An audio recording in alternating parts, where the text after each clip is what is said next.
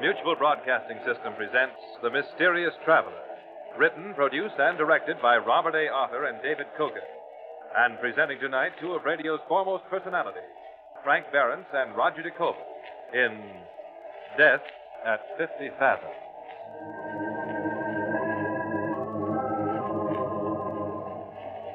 This is The Mysterious Traveler, inviting you to join me on another journey into the realm of the strange and the terrifying.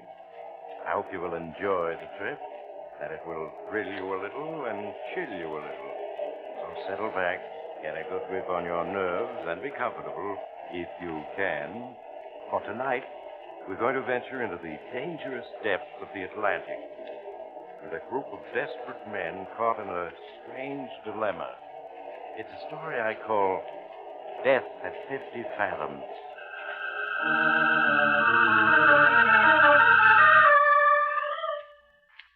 I suppose you've been reading the newspapers these last few weeks. You saw those headlines. Mystery sub sighted off Pacific coast, and traitor vanishes as mystery sub is sighted, and all the others.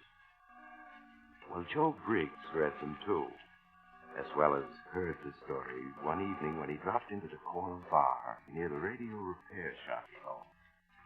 Total damage caused by the fire was close to $1 million. Hi, Joe. What'll it be? Give me a glass of rock beer. Okay, $1 coming up. Hey, what's that news commentator saying about a mystery sub? Let me listen to that. Official comment has come from the Navy Department. Accept the statement, we are investigating. One rumor insists that the appearance of the mystery sub is connected with former German dictator Adolf Hitler. According to unidentified sources, Hitler is hiding somewhere in South America and being supplied by submarine. However, official circles regard this story as being fantastic. This summary of the last-minute news has been brought to you by Mystery submarines, Hitler hiding in South America. What'll they think of next? Yeah, it's screwy, all right. But I could tell you a story that's even screwier. Huh? I know what happened to Hitler. And where he is now. Yeah? Yeah. I thought the Russians found his body when they captured Berlin. Well, maybe they found a body, but it wasn't his. Whose was it? A double. Hitler did try to get away by submarine, see? And no, you wouldn't believe it if I told you. Try me and see. Okay. Only, I never told it before, you see. Not even to my buddies when I was in the Navy. Why should I be called nuts and sent up for observation? So, don't believe me. Just call it, a story. And you can stand me a beer when I've finished, eh? All right, Joe. It's just a story. Check. Well, it began the night after the war in Europe ended. I was in the Navy then. I was a radio operator on board the destroyer Spindrift. It was late at night, and I was half asleep in the radio room, the receiver over my ears, when I heard it. A voice that seemed to come whispering out of no place. Hello? Can you hear me? Can anybody hear me? Please, if you can hear me. Voice faded out again. It was a German voice, talking English good. I turned the controls, and it came back, stronger. Hello? This is Oberleutnant Reiner of the undersea boat Wolf. Listen to me. Anybody who may be picking up this message, please listen. Nobody can help us. But it makes it easier to talk. Easier to face what's coming. Easier to face death. Yes, death. We are doomed, and we know it. And yet only yesterday we thought all danger was past. Yes, just yesterday afternoon, as we were cruising on the surface, recharging our batteries, we thought our mission was as good as accomplished.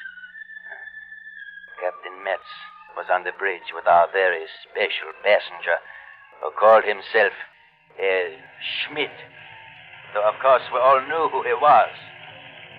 A beautiful day, Captain. Particularly gratifying after our long submersion. Yes, Your Excellency. Pardon me, Herr Schmidt. You must not take the slightest risk as long as I am aboard, Captain Metz. We have lost, but I shall yet win. You hear? I shall win. For it would be disloyal of me to believe anything else, Herr Schmidt. In South America, I will make my plan. The world will think me dead.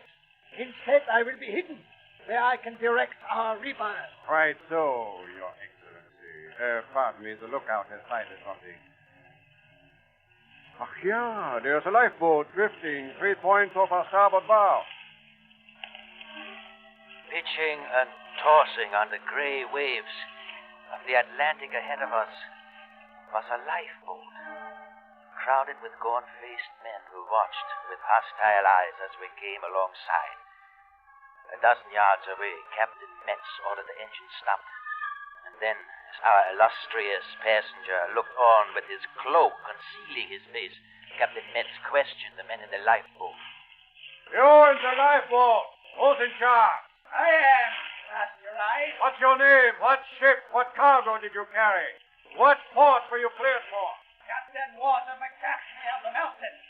We were a relief ship carrying crude and medical supplies. When one of your murdering dogs torpedoed us. That's enough, Captain Jensen. You may pull away now. The nearest land is 300 miles due west of you. Aye, we'll pull away. And glad to get out of the safe part of the ocean with you. Oil, man! Let's get where we can breathe air not contaminated by these skunks. And then, just as the lifeboat started to pull away, the wind whipped aside our passenger's cloak, and in the lifeboat, Captain Mackenzie, a burly giant of a man, recognized him. Men, stop! Look! There on the conning tower. You see that stinking rat trying to hide his face? Do you know who that is? Hey, take a good look at him. It's the master murderer himself. The archdevil who really gave the order to send our comrades to the bottom. Hey, look at him there, with his toothless mustache, trying to hide from us. I fear you have been recognized, Herr Schmidt. Stop them. They must die, all of them. Turn your guns on them. That is against international law, Herr Schmidt. I order you to destroy that boat, Captain. No one can be allowed to live to report on this evening. Very well. Forward gun. Ready to fire. Forward gun, ready to fire. Give them 2 rounds. Forward gun. Fire. Forward gun, fire! You murdering dogs. You're going to slaughter us too, are you? You there in the conning tower. Listen to me. Every one of us will be waiting for you. When your time comes, all of us that your hoes and jackals have murdered will be waiting for you. Down here in the dark waters, we'll be waiting for you. And if you ever come down among us, we'll get you. Remember that. We'll be waiting for you. Fire.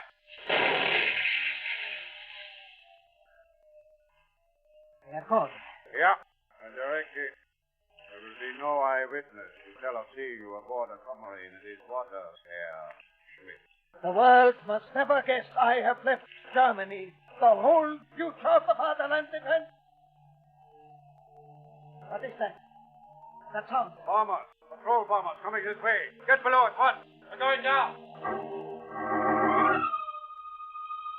made a crash dive and fled into the concealing depths of the ocean. A few bombs exploded, but far away, the patrol planes were too late. Crisply, Captain Metz gave the necessary orders while our illustrious passenger looked on, his face pale. What's our depth, Wheeler? 75 feet, sir. Good. We were too fast for them.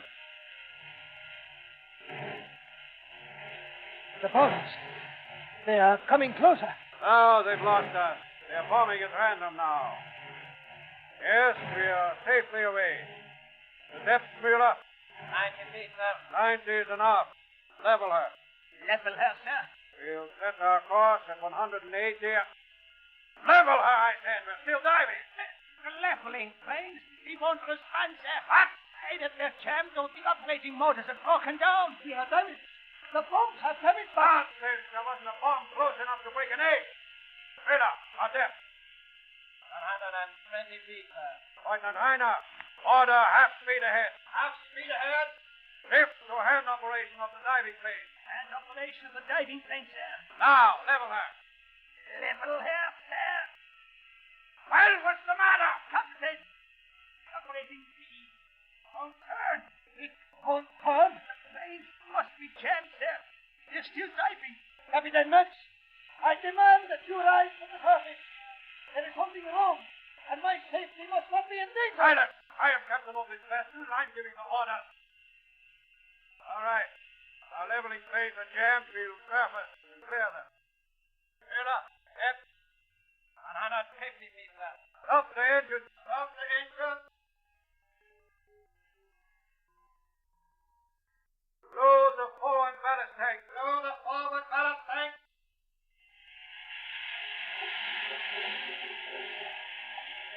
Our bow is beginning to come up, sir.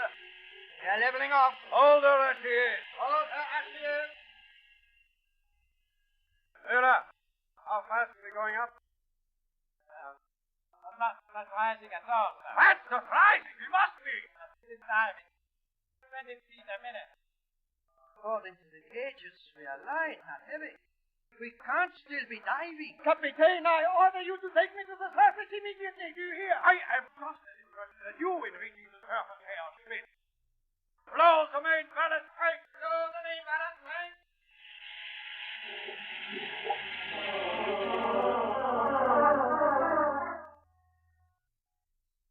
For an hour, we struggled to reach the surface, to no avail. We blew all our ballast tanks until we should have shot up like a cork. And still we continued settling toward the bottom. It was unreal, unbelievable, impossible. The crew stared at each other, white-faced, and dared not utter their fears aloud. Our illustrious passenger raved and ranted at Captain Metz, screeching about his safety, till Metz ordered him to his cabin. White-faced, his beady black eyes wide with terror, Herr Schmidt left the control room. We continued trying to raise the Untersee boat, Wolf, to the surface. Lieutenant Heiner, what depth does the chart show? 300 feet with a gravel bottom, sir. There's a ford in the ocean there just east of our position. A crevasse 1,000 feet deep. We are safely beyond it. Miller, our depth. 200 feet, sir. And we are going down 10 feet a minute. But our tanks are empty. We should be going up. Nevertheless, we are going down. And as long as we are, we will bottom and surface for repair. Who said that? Who spoke there, Lieutenant? I don't know, sir. Miller! Not I, sir. Fire! Thank you. Someone is lying. When I find him, he'll go into air. Miller, our depth. And 20 feet. The fellow, sir, as if... As if what? Nothing, sir. Oh, as if what? Excuse me, sir. I was going to say it. As if something was pulling us down. Aha. But you thought better of saying it. Yes, sir. See that you continue to think better of such remarks. The same applies to everyone on board. Lieutenant Heiner. Yes, sir. We will bottom in 7 minutes. Prepare to make an inspection of the ship as we do.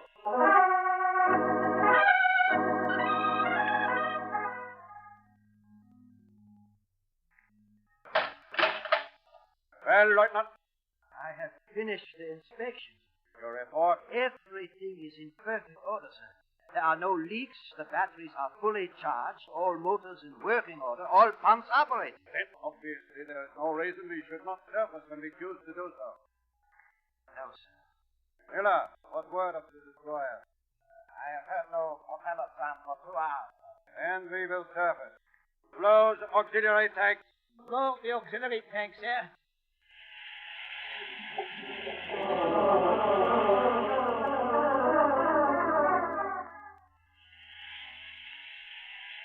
All main and auxiliary tanks empty, sir. All tanks empty. Captain Metz, We have blown all our tanks, and we have not risen 1 inch. I am aware of it, Lieutenant Reiner. Do you take me for an imbecile? No, sir. It's just that it's impossible. Obviously, we are stuck on a mud bottom. But the bottom here is travel. The chart says so. The chart is wrong. I say it's mud, you hear? Yes, sir. Mud. And so we will have to use the motors to pull ourselves free. Signal full speed ahead. Yes, sir. Full speed ahead.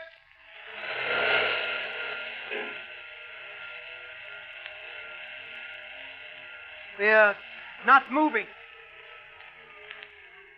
What is it? Why have the fools cut out the motor? Excuse me, sir. The engine room is reporting. I suppose the idiots have burned out the motor.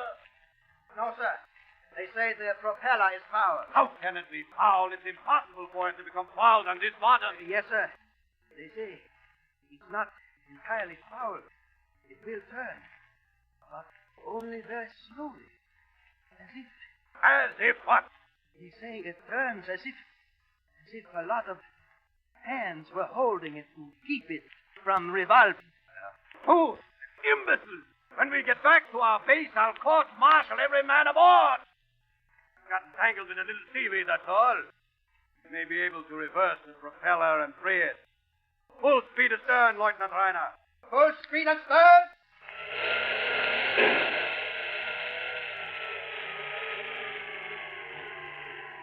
Well, now what? The engine room reports the propeller still fouled, sir. It turns, but as if something was holding it back. And to think that I, Ludwig von Metz, thought I had the finest submarine crew in the world. A pack of mewling infants. Captain! Captain Metz! Metz! Ah, Herr Schmidt. I trust you not to worry. Everything is quite under control. Captain Metz, in my cabin I have been hearing sounds.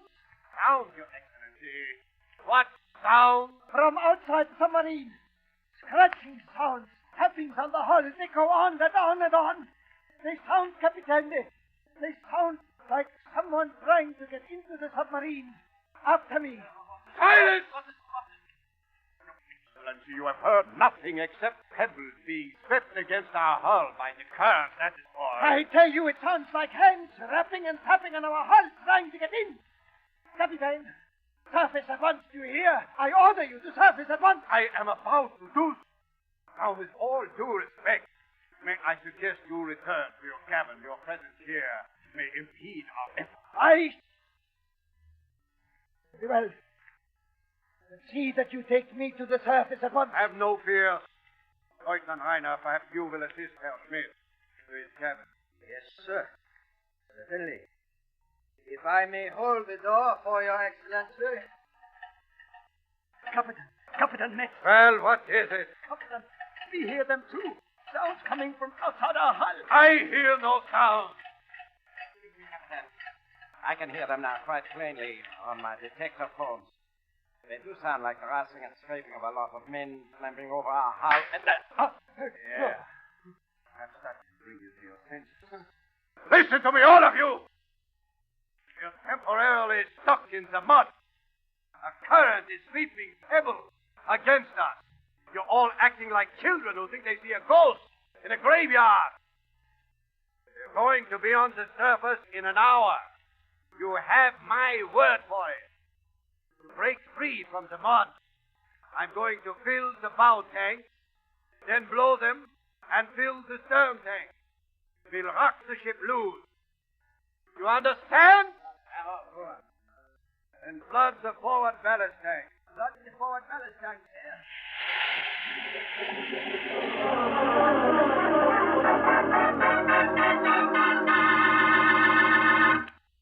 Captain Metz. Yeah, Herr Leutnant. The pumps are operating again. The failure was caused by Seaman Hans Jäger. Jäger? How? He went off his head and grabbed the pole of the main switch. The short circuit blew out the fuses and electrocuted him. How is all this reaction? Badly, sir. They are very nervous. Nervous, are they? I will give them something to be nervous about. That scraping and scratching outside our hull, it's upset the crew badly, sir. I know it's stopped now, but the men say it's just because they are planning something else. Eh? Who do you mean, they? The crew says that there are hundreds of men in the water outside trying to get in at us. Dead men, sir. Do you wish to be placed in irons? No, sir. I'm just trying to explain the crew's state of mind. In spite of all our efforts, we are still on the bottom, and the men are getting jumpy, sir. I'll teach them a lesson they'll not forget. Of course, they're taking their cue from our illustrious passenger. If he hadn't come out here with his ravings and rantings... Never mind that. He's quiet now. I gave him whiskey with a sedative. If I may make a suggestion, sir. Well, what is it? There is one thing that we have not tried. We have to try it. Discharge our torpedoes. Discharge our torpedoes? We must. We have 10 torpedoes aboard, each weighing 2,500 pounds. That's 25,000 pounds of dead weight. Get rid of that, and we have to rise. We have to. I see you are beginning to share the hysteria of the crew. However, I accept your suggestion. Order the discharging of the torpedoes to begin at once. Yes, sir. At once. We began discharging our torpedoes. 2, 3, 4, and then the Wolf moved. It jolted and moved, but not upward toward the surface. To my horror, as I watched the gauges, we began to move downward. 50 feet, 60 feet. We slid ever deeper into the ocean's depths, as if down a steep slope on the bottom. After we had fired 6 torpedoes, we were actually 100 feet deeper than we had been. And then the discharge of torpedoes stopped. And I went forward to find out what was wrong. It's no use, I tell you. It is no use. We're going down, not up. Down. What's going on here? Why haven't the rest of the torpedoes been discharged? You know how it's going on like that. We have fired 6 torpedoes to lighten ship. We have just sunk deeper. Right. Deeper. Always deeper. Our plates won't stand it. We'll be crushed, drowned like rats in a trap. Maya, be quiet. Why should I be quiet? We all know our tanks are empty. We should have been on the surface long ago. We're being held down by 1,000 dead men, crawling all over us, scratching at our plates, trying to get in. They've come from all over the 7 seas just to hold us down, just to see if we don't get away. Listen. Listen to them. You can hear them now. Listen. Maya, come to your senses. It's only our plates groaning under the pressure. Hey, listen. You know better. We all know better. Who dragged us down here to the bottom? Whose hands are keeping our propellers from turning? Whose bodies jammed our diving planes? Whose weight is keeping us on the bottom? The dead. I order you to be silent. It's too late for orders. There's only one way we can escape. Give them the dead outside the man they want. They want our passenger, the one who calls himself Herr Schmidt. We all know who he is, and so do they. Oh, and they've come to get him. You are under arrest. Grab him, you men. Listen, all of you. Let us go get this Herr Schmidt, put him in the torpedo tube, and send him out to the dead, outside. Let them have him. Then they let us go free. It is our only hope. Fire! Captain Matt. I heard your interesting little speech just now. And this is my answer. Captain Matt. Does anyone else want the same medicine? And to your stations. Right not. Continue discharging torpedoes. That was many hours ago. We discharged all our torpedoes. And we are still on the bottom. Every few minutes we slip a little deeper down a slope that is bringing us ever closer to the 1,000-foot chasm in the ocean bed. The crew truly believes that we are being dragged toward it by thousands of dead men who have gathered outside, drawn here by their hatred for our passenger, a hatred so great even death cannot quench it. Perhaps they are right. Certainly Herr Schmidt believes it himself. He is in the next cabin. Captain Metz has locked him in. Perhaps if I hold this microphone close to the bulkhead, you can hear him. Captain Metz, do something. I order you to do something. They're outside. They're clawing at the hull to get at me. Captain, save me. I order are you two? You must let me die, Captain! Captain Matt! That is enough. He makes an unlovely spectacle. Our illustrious passenger as death approaches. Though no one can save us, there is comfort in knowing that somewhere, some human ear is hearing me. Another lurch, then. We must be on the very edge of the crevasse. It is truly as if many hands were remorselessly pulling us towards our doom. The hands of the dead. It is a fantastic thought. And yet, when one is hated as our passenger is hated, by hundreds of millions of the living and tens of millions of the slain, who can tell? There is also the curse Captain Mackenzie in the lifeboat uttered just before he died. Just a moment ago, a sharp tapping came against our hull, as if someone was tapping against it with a rock. Listen. That tapping is in international code. It's a message from outside. A message from someone outside the submarine at a depth of 400 feet. And no living man could be sending it. What does it say? I will tell you. Another lurch. And now, listen fast. We are going down into the great crevasse. 450 feet. 500 feet. In a moment, this submarine will crumple like a child's toy. But first, the message. It says, we are waiting for you, Adolf Hitler. We are waiting for you, Adolf Hitler. That's the message we are receiving 500 feet deep in the ocean. And now, our plates are cracking. We're done for!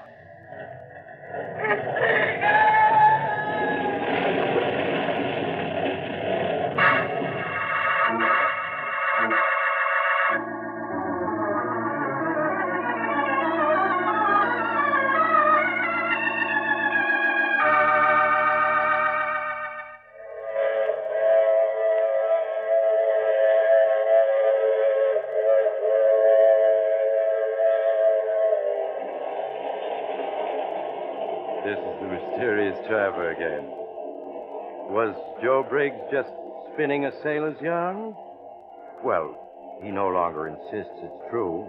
He just asks us to consider it a story and nothing more. But I wonder, after all, Hitler did disappear, and it's logical that he might have tried to get away by submarine, so... Oh, that brings me to my story for next week about another individual who suffered punishment. I call it, I Died Last Night. It's about a man who woke up to find out that he was dead and that nobody would... Oh, but you have to get off here. I'm sorry. But I'm sure we'll meet again.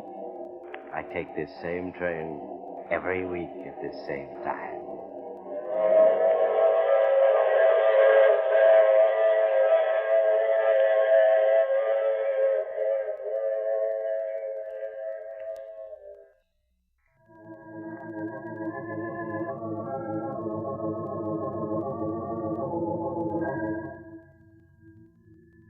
You have just heard The Mysterious Traveler, which is played by Maurice Tarplin.